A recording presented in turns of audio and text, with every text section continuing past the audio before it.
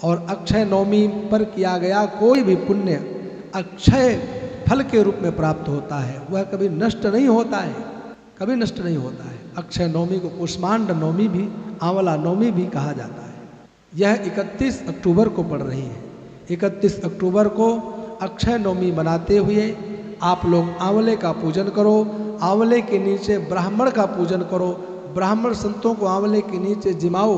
और एक बात का ध्यान रखना, बहुत लोग केवल आंवले का पूजन करके भोजन जिमा करके चले जाते हैं, लेकिन अक्षय नवमी की रात्रि में आप लोग आंवले के नीचे बैठकर कनकधारा स्तोत्र अथवा श्री सूक्त का पाठ करके, जिनके घर में व्यापार, उनके बिजनेस में समस्या आ रही है, वह उन विघ्न बाधाओं को दूर कर सकते हैं। वही यह आंवला का वृक्ष है। भगवत पाद आदि गुरु शंकराचार्य जब भिक्षा मांगने के लिए गए और एक ऐसे गरीब माता के घर में दरवाजे में पहुंचे, भिक्षाम देही की आवाज लगाई, उस माँ के घर में कुछ भी नहीं था, अन्न का ढेला नहीं था।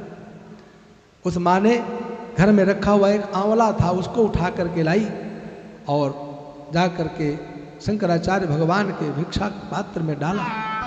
शंकराचार्य भगवान समझ गए कि इस देवी के पास अन्न का ढेला नहीं है, और वहीं पर भगवत पाद आदि गुरु शंकराचार्य आंवले वृक्ष के नीचे बैठ गए और कनकधारा स्तोत्र की तुरंत रचना कर डाली, तुरंत रचना कर डाली। कनकधारा स्तोत्र का पाठ किया। भगवती लक्ष्मी ऐसे प्रसन्न हुई कि उस आंवले के वृक्ष से स्वर्ण वर्षा होने लगी। इसलिए अक्षय नवमी पर आंवले वृक्ष की महत्ता है, यह लक्ष्मी का स्वरूप माना जाता है।